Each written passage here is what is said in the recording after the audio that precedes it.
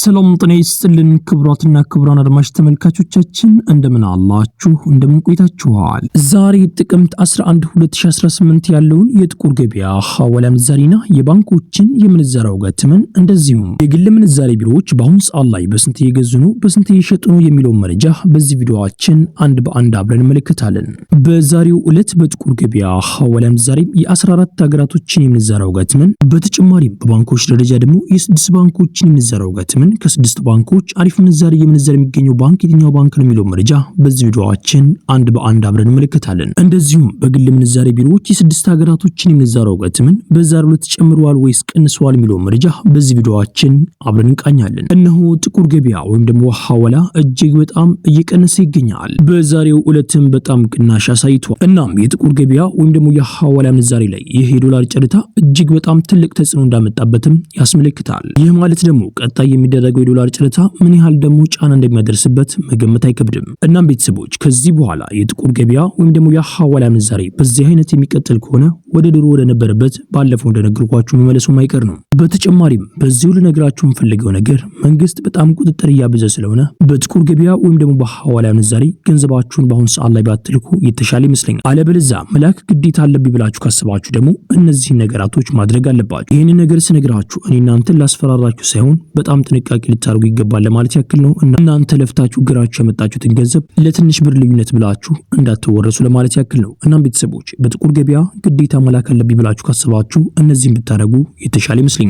በጥቁር ገበያ ወይም ደግሞ በሐዋላ ምንዛሪ ገንዘብን እልካለሁ ብላችሁ ካሰባችሁ መጀመሪያ ሁሌ እንደምነግራችሁ ገንዘቡን መጀመሪያ እሱ ያስገባላችሁ። በጣም አሪፍ ነው ብዬ የማስበው ነገር ደግሞ ወደ ራሳችሁ አካውንት ገንዘባችሁን አታስገቡ። ለምን ካላችሁ በጣም ብዙ ጥቅም አለው። አንደኛ እንዳትጭበረበሩ ትልቁ ሚና ይጫወታል። እንዴት ካላችሁ ይህ ግለሰብ ወይም ደግሞ ገንዘቡን የሚልክላችሁ ግለሰብ ወደ እናንተ አካውንት ገንዘቡን ልክ ያለው ሲል ለእናንተ ደረሰኝ ብቻ ነው የሚያሳያችሁ። እናም ይሄ ደረሰኝ ፌክ ይሁን ኦሪጂናል ይሁን እናንተ አታውቁም። እናንተ ደግሞ ቴክስትም ስለማይገባላችሁ ምንም ነገር አታውቁም ማለት ነው። አካውንታችሁ ላይ እንዳይገባ ደረሰኙ ብቻ ስላሳያችሁ ገንዘባችሁን ትሰጣላችሁ። ይሄ ደግሞ በጣም ትልቅ አደጋ አለው። ሰውየው ሊያጭበረብራችሁ ከፈለገ በደንብ አድርጎ ያጭበረብራችኋል። እንደዚሁም ደግሞ የቤተሰባችሁ አካውንት ላይ ገንዘቡ ቢገባ ምን አይነት ጥቅም እንዳለው ልንገራችሁ። ጥቁር ገበያ ወይም ደግሞ ሐዋላ የመነዘረው ግለሰብ ገንዘቡን ልክ ያለው ብሎ ለእናንተ ደረሰኙ ሲያሳያችሁ እናንተ ደግሞ የእናንተ ቤተሰቦችን በቴሌግራም ላይ ልክ ገንዘቡ እንደገባ በቴሌግራም ገብቷል ብላችሁ ንገሩ ብላችሁ ትነግራላችሁ። ወይም ደግሞ በኢሞ በቴሌግራም በዋትስአፕ ልክ ለእናንተ ገንዘቡ ገብቷል ብሎ ሲነግሯችሁ ወዲያውኑ እናንተ ገንዘቡን ትሰጣላችሁ። እናም በጣም ለጥንቃቄ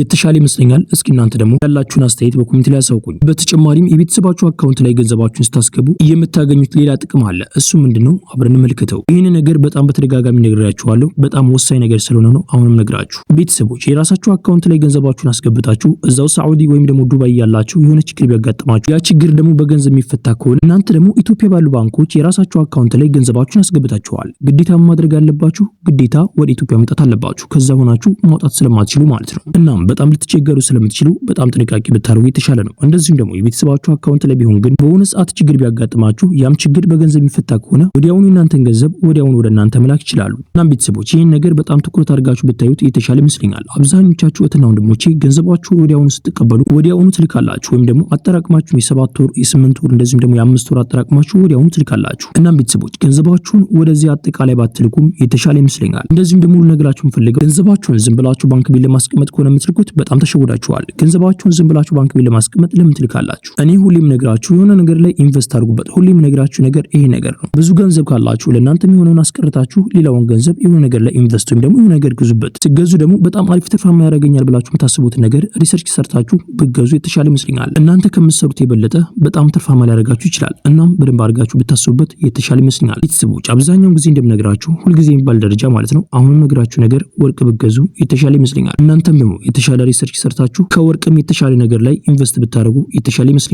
በአሁኑ ሰዓት ላይ በዓለም ውስጥ ያሉ ባለሀብቶች አብዛኞቹ በሚባል ደረጃ ገንዘባቸውን ወርቅ ላይ ኢንቨስት እያደረጉ ይገኛል። እናም ቤተሰቦች ነቃ ልትሉ ይገባል። ነገራቶችን በደንብ አድርጋችሁ ሪሰርች ብታደርጉ በጣም የተሻለ ነገር ልታገኙ ስለምትችሉ በደንብ አድርጋችሁ ብትመለከቱ የተሻለ ይመስለኛል። ቤተሰቦች እናንተንም ደግሞ አስተያየት በኮሜንት ላይ አሳውቁኝ። ቤተሰቦች ይሄ ቪዲዮ ሌላ ኢትዮጵያ ወገኖቻችን ይጠቅማል ብላችሁ ካሰባችሁ ይሄን ቪዲዮ ሼር አድርጉላቸው። እንደዚሁም ቪዲዮውን ላይክ በማድረግ ሌላ ኢትዮጵያ ወገኖቻችን ጋር ተደራሽ ነው ማለት ትችላላችሁ። ቻናላችን ደግሞ ሰብስክራይብ በማድረግ ቀጣይ የምለቃችሁ ቪዲዮዎች በፍጥነት እንዲደርሳችሁ ማለት ትችላላችሁ። ያላችሁን ደግሞ አስተያየት በኮሜንት ላይ ጻፉልኝ። ጥያቄም ካላችሁ በኮሜንት ላይ አሳውቁኝ። የምናውቀው ከሆነ እንመልስላችኋለን። ቤተሰቦች ቪዲዮውን ላይክ ያደርጋችሁ እስከ ቪዲዮ መጨረሻ አብራችሁን ቆዩ። በቅድሚያም የምናገኘው አንድ የአሜሪካን ዶላር በአሁኑ ሰዓት ላይ በጥቁር ገበያ ሐዋላ ምንዛሪ እየተመነዘረበት ያለው ዋጋም 160 ብር ከ17 ሳንቲም እየተመነዘረ ሲሆን 100 የአሜሪካን ዶላሮች ደግሞ 16017 ብር በኢትዮጵያ ብር በጥቁር ገበያ ሐዋላ ምንዛሬም በዛሬው ዕለት ሲመነዘር ይውላል። የአሜሪካን ዶላርን በአሁኑ ሰዓት ላይ በከፍተኛ ዋጋ እየገዛ የሚገኘው ባንክ የአባይ ባንክ ነው። የአባይ ባንክ አንድ የአሜሪካን ዶላር እየገዛበት ያለው ዋጋም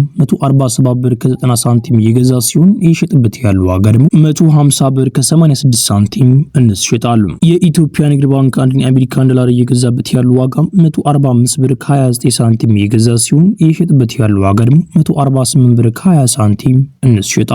የኢትዮጵያ ንግድ ባንክ በዛሬው ዕለትም ጭማሪ አድርጓል። የግል ምንዛሬ ቢሮዎች በአሁኑ ሰዓት ላይ አንድ የአሜሪካን ዶላር እየገዙበት ያለው ዋጋ 164 ብር ከ70 ሳንቲም እየተገዛ ሲሆን እየተሸጠበት ያለው ዋጋ ደግሞ 167 ብር ከ99 ሳንቲም እንሽጣሉ። በቀጣይ የምናገኘው አንድ ዩሮ በአሁኑ ሰዓት ላይ በጥቁር ገበያ ሐዋላ ምንዛሬም እየተመነዘረበት ያለው ዋጋ 186 ብር ከ73 ሳንቲም እየተመነዘረ ሲሆን 100 ዩሮዎች ደግሞ 18673 ብር በኢትዮጵያ ብር በጥቁር ገበያ ሐዋላ ምንዛሬም በዛሬው ዕለት ሲመነዘር ይውላል። ዩሮን በአሁኑ ሰዓት ላይ በከፍተኛ ዋጋ እየገዛ የሚገኘው ባንክ የአባይ ባንክ ነው። የአባይ ባንክ አንድ ዩሮ እየገዙበት ያለው ዋጋ 172 ብር ከ61 ሳንቲም እየገዙ ሲሆን እየሸጡበት ያለው ዋጋ ደግሞ 176 ብር ከ07 ሳንቲም እንሽጣሉ። የኢትዮጵያ ንግድ ባንክ አንድ ዩሮ እየገዛበት ያለው ዋጋ 169 ብር ከ50 ሳንቲም እየገዛ ሲሆን እየሸጡበት ያለው ዋጋ ደግሞ 172 ብር ከ89 ሳንቲም እንሽጣሉ። የግል ምንዛሬ ቢሮዎች በአሁኑ ሰዓት ላይ አንድ ዩሮ እየገዙበት ያለው ዋጋ 187 ብር ከ25 ሳንቲም እየተገዛ ሲሆን እየተሸጠበት ያለው ዋጋ ደግሞ 191 ብር ከ00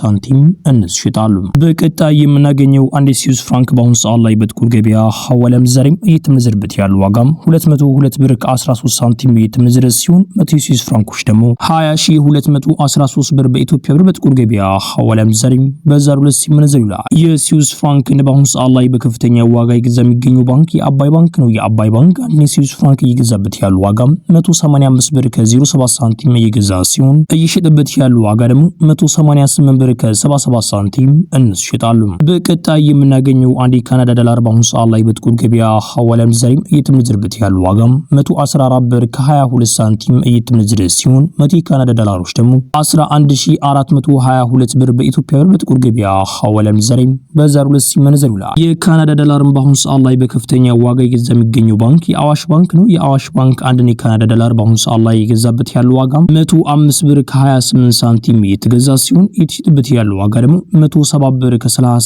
ሳንቲም እንሽጣሉ።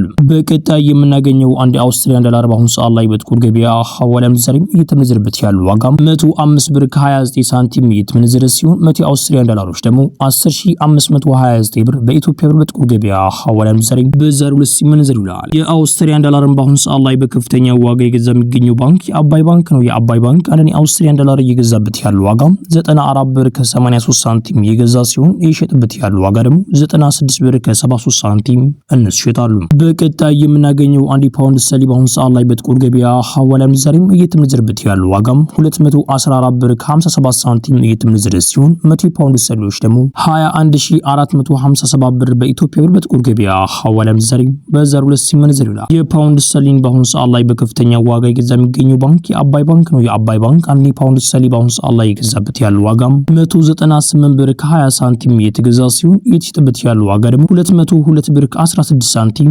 እንሽጣሉ። የፓውንድ ስተርሊንግ በአሁኑ ሰዓት ላይ የኢትዮጵያ ንግድ ባንክ እየገዛበት ያለው ዋጋ 191 ብር ከ58 ሳንቲም እየገዛ ሲሆን እየሸጠበት ያለው ዋጋ ደግሞ 195 ብር ከ41 ሳንቲም እንሽጣሉ። የግል ምንዛሬ ቢሮዎች በአሁኑ ሰዓት ላይ አንድ ፓውንድ ስተርሊንግ በአሁኑ ሰዓት ላይ እየገዙበት ያለው ዋጋ 210 ብር ከ10 ሳንቲም እየገዙ ሲሆን እየሸጡበት ያለው ዋጋ ደግሞ 214 ብር ከ30 ሳንቲም እንሽጣሉ። በቀጣይ የምናገኘው አንድ የስዊድን ክሮን በአሁኑ ሰዓት ላይ በጥቁር ገበያ ሐዋላ ምንዛሬም እየተመነዘረበት ያለው ዋጋ 17 ብር ከ00 ሳንቲም እየተመነዘረ ሲሆን 100 የስዊድን ክሮኖች ደግሞ 1700 ብር እየተመነዘረ ይገኛል። በቀጣይ የምናገኘው አንድ ኩዌት ዲናር በአሁኑ ሰዓት ላይ በጥቁር ገበያ ሐዋላ ምንዛሬም እየተመነዘረበት ያለው ዋጋ 523 ብር ከ92 ሳንቲም እየተመነዘረ ሲሆን 100 የኩዌት ዲናሮች ደግሞ 52392 ብር በኢትዮጵያ ብር በጥቁር ገበያ ሐዋላ ምንዛሬም በዛሬው ዕለት ሲመነዘር ይውላል። የኩዌት ዲናርን በአሁኑ ሰዓት ላይ በከፍተኛ ዋጋ እየገዛ የሚገኘው ባንክ የኦሮሚያ ባንክ ነው። የኦሮሚያ ባንክ አንድ ኩዌት ዲናር በአሁኑ ሰዓት ላይ እየገዛበት ያለው ዋጋ 479 ብር ከ89 ሳንቲም እየገዛ ሲሆን እየሸጠበት ያለው ዋጋ ደግሞ 489 ብር ከ49 ሳንቲም እንሽጣሉ። በቀጣይ የምናገኘው አንድ ዱባይ ድርሃም በአሁኑ ሰዓት ላይ በጥቁር ገበያ ሐዋላ ምንዛሬም እየተመነዘረበት ያለው ዋጋ 43 ብር ከ65 ሳንቲም እየተመነዘረ ሲሆን 100 የዱባይ ድርሃሞች ደግሞ 4360 65 ብር በኢትዮጵያ ብር በጥቁር ገበያ ሐዋላ ምንዛሬ በዛሬው ዕለት ሲመነዘር ይውላል። የዱባይ ድርሃምን በአሁኑ ሰዓት ላይ በከፍተኛ ዋጋ የገዛ የሚገኘው ባንክ የአዋሽ ባንክ ነው። የአዋሽ ባንክ አንድ የዱባይ ድርሃም እየገዛበት ያለው ዋጋም 43 ብር ከ33 ሳንቲም እየገዛ ሲሆን እየሸጠበት ያለው ዋጋ ደግሞ 44 ብር ከ20 ሳንቲም ይሸጣሉ። የኢትዮጵያ ንግድ ባንክ አንድ የዱባይ ድርሃም እየገዛበት ያለው ዋጋም 39 ብር ከ56 ሳንቲም እየገዛ ሲሆን እየሸጠበት ያለው ዋጋ ደግሞ 40 ብር ከ35 ሳንቲም ይሸጣሉ። የግል ምንዛሬ ቢሮዎች በአሁኑ ሰዓት ላይ አንድ የዱባይ ድርሃም እየገዙበት ያለው ዋጋም 43 ብር ከ95 ሳንቲም እየገዙ ሲሆን እየሸጡበት ያለው ዋጋ ደግሞ 44 ብር ከ83 ሳንቲም ይሸጣሉ። በቀጣይ የምናገኘው አንድ የሳዑዲ ሪያል በአሁኑ ሰዓት ላይ በጥቁር ገበያ ሐዋላ ምንዛሬም እየተመነዘረበት ያለው ዋጋም 42 ብር ከ71 ሳንቲም እየተመነዘረ ሲሆን 100 የሳዑዲ ሪያሎች ደግሞ 4271 ብር በኢትዮጵያ ብር በጥቁር ገበያ ሐዋላ ምንዛሬም በዛሬው ዕለት ሲመነዘር ይውላል። የሳዑዲ ሪያልን በአሁኑ ሰዓት ላይ በከፍተኛ ዋጋ የገዛ የሚገኘው ባንክ የአዋሽ ባንክ ነው። የአዋሽ ባንክ አንድ የሳዑዲ ሪያል እየገዙበት ያለው ዋጋ 42 ብር ከ40 ሳንቲም እየተገዛ ሲሆን እየተሸጠበት ያለው ዋጋ ደግሞ 43 ብር ከ25 ሳንቲም ይሸጣሉ።